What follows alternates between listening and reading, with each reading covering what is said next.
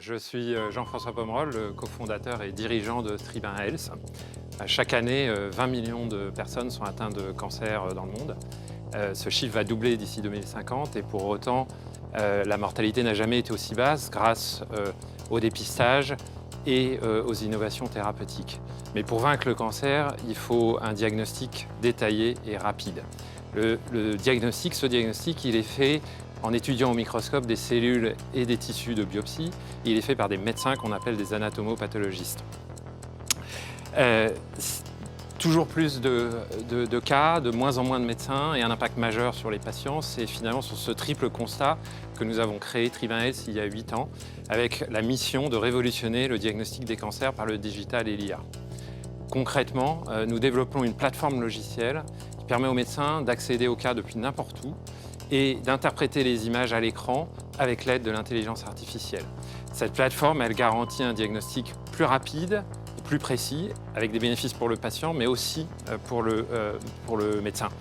Et nous sommes un acteur reconnu dans le domaine, avec des clients qui sont les laboratoires hospitaliers ou privés, en Europe et en Amérique du Nord. Et bien que ce marché soit en pleine expansion, aujourd'hui seulement 15% des diagnostics sont traités en digital. Alors nous voulons aller beaucoup plus vite et c'est ça l'enjeu aujourd'hui qui nous anime. Merci Jean-François, merci beaucoup. Est-ce que notre jury a des petites questions avant de délibérer? Oui, moi j'ai une question sur l'efficacité au final du résultat, du produit global. Est-ce que l'IA donc, est plus performante pour les diagnostics que l'humain? Et si oui, de combien? Alors j'ai des statistiques en tête sur certains tests qui avaient été faits parfois où l'IA était bonne à 97-98% quand l'humain n'était bon qu'à 70%. Mais enfin, ça dépend évidemment des pathologies. Alors dans votre cas, est-ce que vous avez chiffré ça? En fait, le digital, déjà, avant même l'IA, passer de la lame de verre à l'écran, à la numérisation, fait gagner du temps et permet de travailler différemment en réseau, d'accéder à l'expertise. Donc là, on a un gain déjà organisationnel et un gain d'efficience énorme. Ensuite, l'IA, elle permet de faire une prélecture de ces images de diagnostic et elle va combiner avec l'expertise du médecin permettre d'éviter de passer à côté d'un élément important. Elle va permettre d'aller plus vite sur un élément de décision. Donc c'est un gain de temps à nouveau et éventuellement un gain de précision en ajoutant cet outil au savoir-faire du médecin. Et donc en fait, on arrive à une IA qui va beaucoup standardiser les pratiques. Et aujourd'hui, comme vous le savez, l'IA, elle est entraînée par des médecins. Donc aujourd'hui, elle atteint le niveau des médecins qui ont contribué à la développer. Donc on n'est pas à faire une IA qui remplace un médecin, ce n'est pas du tout ça l'objectif. C'est de lui donner des outils qui permettent d'aller plus vite et d'avoir plus de confort dans sa prise de décision diagnostique. D'autres questions? Non, c'est bon. Venez avec moi Jean-François, on laisse notre jury délibérer, Merci. on revient dans un instant. Merci. Jean-François, vous venez à l'instant de pitcher devant notre jury. Comment est-ce que vous êtes senti? Est-ce que vous êtes content de votre pitch? Ça va très vite, comme toujours. On a 1 minute 30 pour présenter un projet qui a pris des années à se développer, à maturer. Donc ça va très vite. Ce que j'espère, c'est avoir été assez généraliste pour faire passer ces notions un peu complexes de cancer, de pathologie. Donc on va voir ce qu'en pense le jury. Et c'est faire passer des idées complexes dans un message simple. Voilà. Justement, est-ce que vous avez le sentiment d'avoir oublié des idées importantes? Non, j'ai dit l'essentiel. Après, on aurait pu parler davantage de la donnée, de l'IA, de l'enjeu que c'est pour développer une filière autour de tout ça, notamment en France. C'est la médecine de précision, c'est tous ces sujets. Voilà, on peut rester beaucoup plus longtemps, mais je pense dans le temps qui était imparti, j'ai donné l'essentiel de ce qu'il y avait à comprendre. Et enfin, est-ce que vous appréhendez les retours là, les notes? C'est pas une appréhension, c'est intéressant d'avoir un regard extérieur, d'avoir un regard de personnes qui ne sont pas du domaine, parce que nous, on a tendance à avoir vite du vocabulaire très spécialisé, etc. Donc, est-ce qu'on est compréhensible? Est-ce qu'on est capable de faire passer ces idées? Et puis, on a des gens qui ont une expertise très large dans le domaine du pitch, dans le domaine de l'entrepreneur. Donc c'est ça qui est intéressant, l'échange, le retour. Retournons au plateau pour découvrir les notes du jury. Nous sommes de retour en plateau avec Jean-François pour découvrir les notes de notre jury. Attention, 3, 2, 1. Et c'est un 6 sur 10 pour Eric pour le pitch, un 7 pour le marché du secteur pour Audrey et un 7 également pour le produit pour Fred. Eric, comme d'habitude, je te laisse commencer.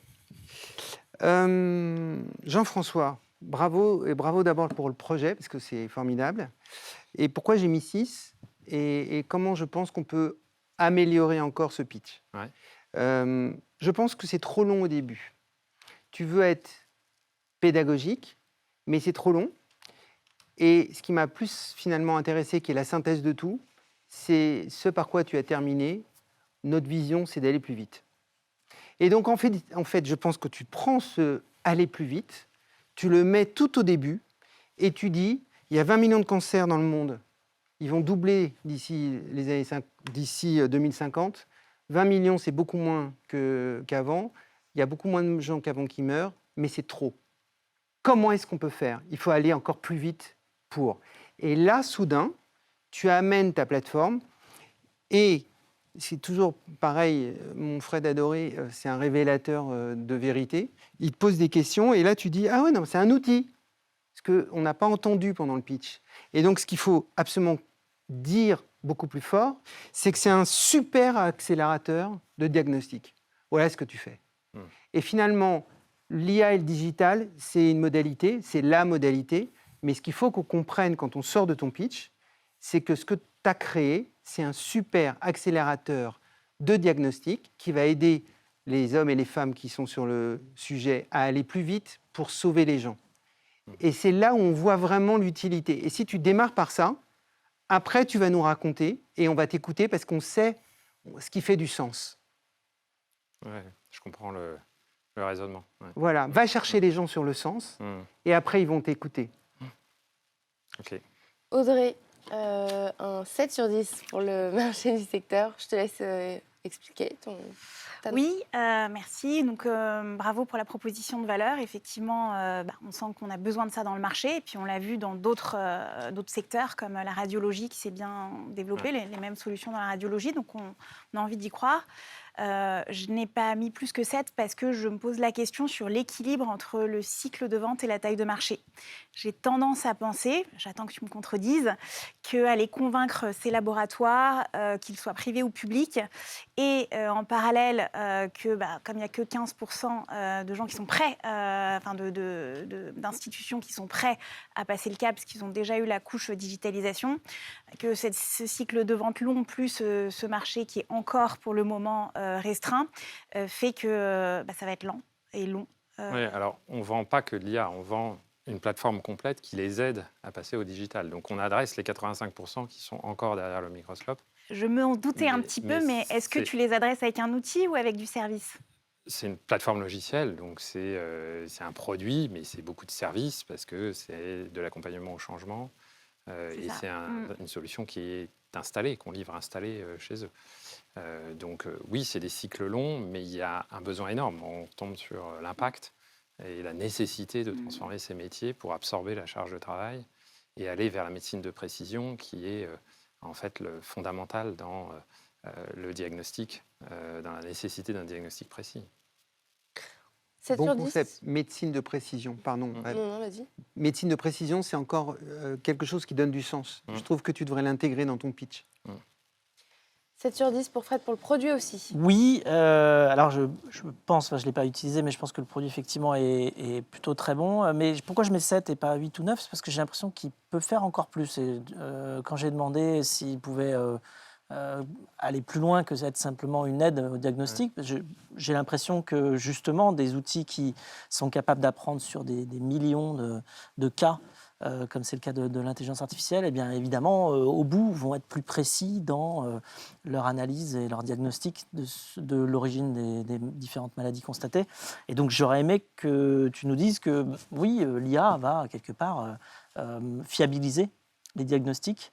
Je ne l'ai pas entendu, donc je ne sais pas si c'est parce que ce n'est pas vrai, c'est-à-dire que l'IA ne va pas fiabiliser les diagnostics, je suis prêt à l'entendre évidemment, ou si c'est parce que vous avez décidé de ne pas le faire, soit parce que vous avez peur de frustrer les médecins qui ont envie d'être en contrôle de tout ce qu'ils font et donc de juste se dire qu'ils ont un outil mais qui ne sont pas remplacés par la machine, ce qui peut être le cas aussi. Mais dans tous les cas, même si le diagnostic était meilleur, ça ne peut que rendre tout le monde meilleur, y compris évidemment les médecins. Donc voilà, est-ce que tu as une réponse sur ce sujet-là? Oui, aujourd'hui, l'IA, elle permet d'automatiser des tâches qui sont assez quantitatives, assez fastidieuses pour les médecins, donc elle leur fait gagner du temps. Elle va être plus précise aussi, typiquement dans le comptage, l'exemple que je donnais, de dire compter combien de cellules sont tumorales par millimètre carré. Voilà. On n'est pas très bon dans un dénombrement comme ça à l'œil. Donc là, on est meilleur, on fiabilise ces données-là. Mais le diagnostic, ce n'est pas que ça. C'est intégrer un paysage assez complexe de données cliniques, biologiques, etc.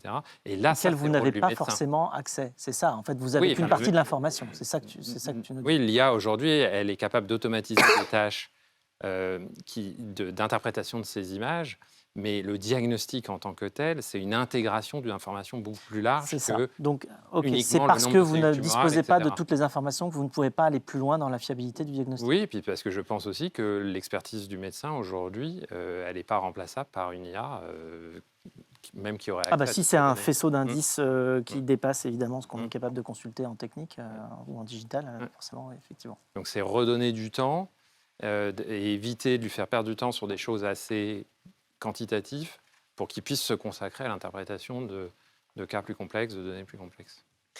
Merci beaucoup Jean-François, merci beaucoup, Jean-François. d'être venu et puis revoir. très bonne continuation à Tribun Health.